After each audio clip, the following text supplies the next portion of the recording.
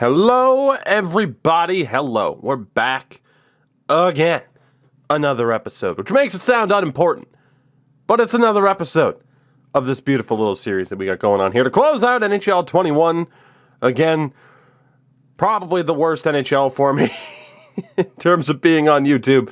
Thanks a lot again to disappearing roster files. We are taking on the Ottawa Senators in round number 2. It's our AHL club. For 52 wins, they are up 2-0 in the second round as well, thanks to Marco Dano having 8 points in 5 games. The story here is that, our team's pretty good. That's the story, I would say. It's funny, you look at some of the points and you say, maybe something could be better, but then you have Jake Voracek, who's turning back the clock a little bit.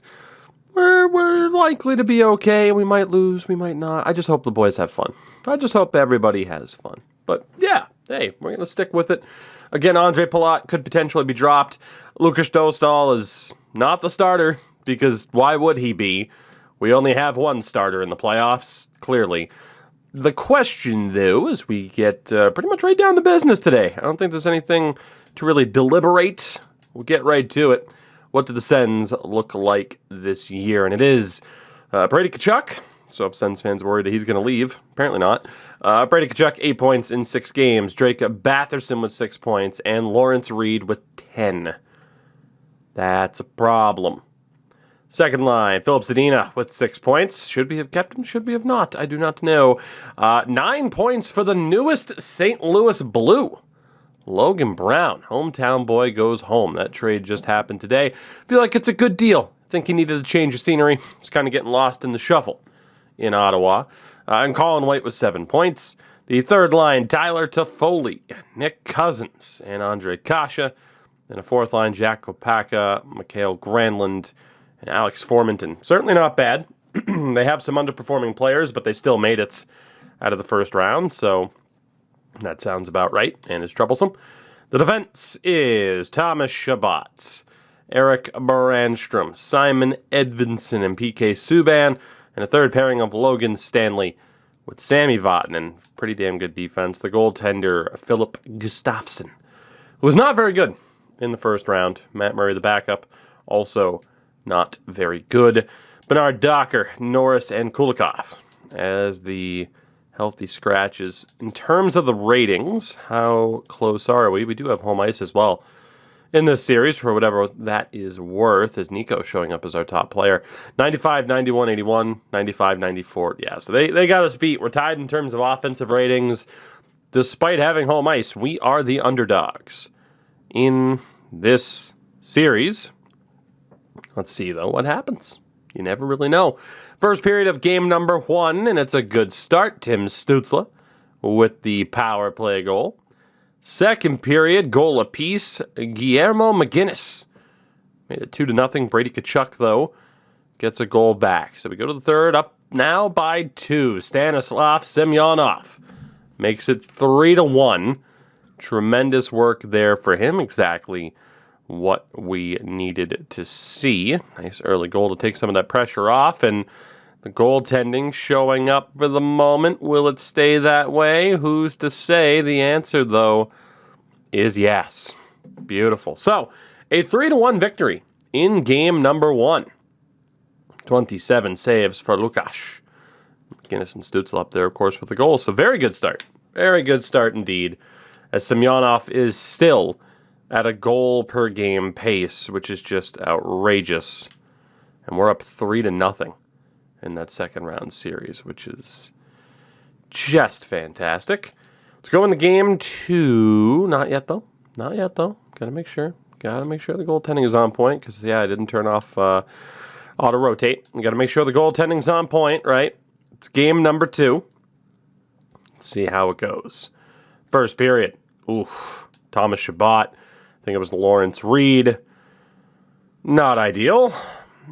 Second period, it gets worse, pretty much. Granlund made it 3-0. Pasternak gets a goal back. We're down by 2 entering the third period. Not the performance that we needed. The goaltending hasn't exactly been stellar, and the offense being held to just a goal, again, is not what we're looking for. Not a big fan. And it's not looking too good for us down the stretch here, is it? Not at all. Kempny gets a goal back, but it is too little. Too late. A 3-2 victory for the Sens in game number 2. Damn. A 9:25 for Gustafsson, which, yeah, damn, man. Damn, that's rough. That's rough after a really good first game to drop that game, and we lose when Semyonov's under a goal per game pace, apparently. While the goaltending wasn't exactly on point in that last game, Paric can get another opportunity here. He will get another opportunity. If he were to lose this one, we might have to turn it over to Dostal.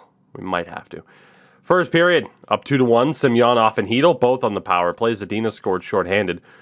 10 seconds later was when Hedl scored on the power play to get it back. Second period, oh boy. Kasha and Shabbat. It's rough. That's rough.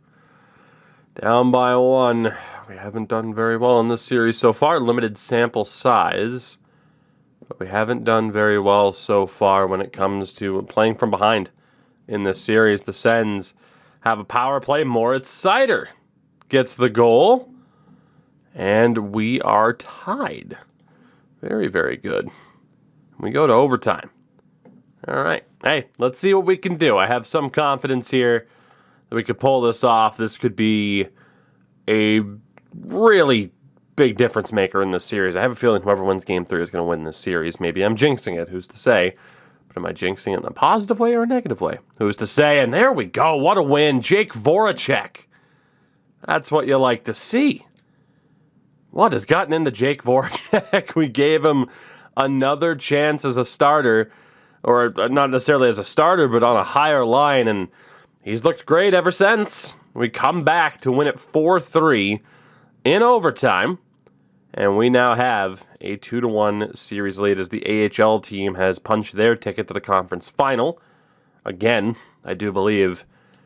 And it wasn't the best performance in the world in goal, but if you get the win, you get the win. Paric shall be in the net for game number 4. Again, pressure is on to get ourselves a win here. First period, that's more offense than I was expecting. 4 unanswered goals. Stützle, Glebov, which I think is his first point of the playoffs, Ledbedev, and Pasternak. As Matt Murray's now in. They do get 2 late goals from Subban and Brown, but we are up by 2. Second period, goal apiece. Kempny again. Where the hell has Michael Kempny come from? Shorthanded no less. But with 2 seconds left, Logan Stanley scores. So they are scoring late in the period to stay in it. Now they get an early goal. Thomas Shabbat. Oh, goodness. This is not good. We're only up by 1. We need the goaltending to be on point. Michael Kempny again. What has gotten in to Michael Kempny at this stage? This is ridiculous. It's 6-4. Make it 7 with Bondra getting the extra goal. And with that, a 7-4 victory and a 3-1 series lead after dropping Game 2.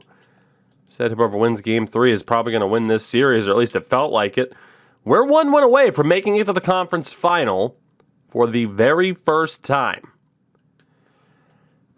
Again, goaltending, a bit of a concern, but we're going to do what we got to do. 7 wins in 8 attempts. The save percentage isn't great, but we're getting results. Game number 5. Our first opportunity to close out this series. Can we get it done? First period, and the opening goal, David Pasternak. I'm shocked it wasn't Michael Kempny. I mean, why wouldn't have not have been Michael Kempny? He has been ridiculous. Second period, Pasternak again, Semyonov as well after we blew a 2-0 lead. Goals from from Batherson and Toffoli, just 51 seconds apart. They were able to battle in and battle back into this game, I should say. So we do have the lead thanks to Semyonov. but worrisome here. Can we get an extra insurance goal to try and make sure that we hold on here? We need it. We need it. We need it. Please, please, please. As we have a 5-on-3 power play. No goal to be had. Come on. Can we hold on? We can. David Pastrnak, the empty netter. And finally, I say finally, despite winning 50 games, it still feels like we outperformed expectations. We're going to the conference final as we beat Ottawa in 5 games. Paric does it again.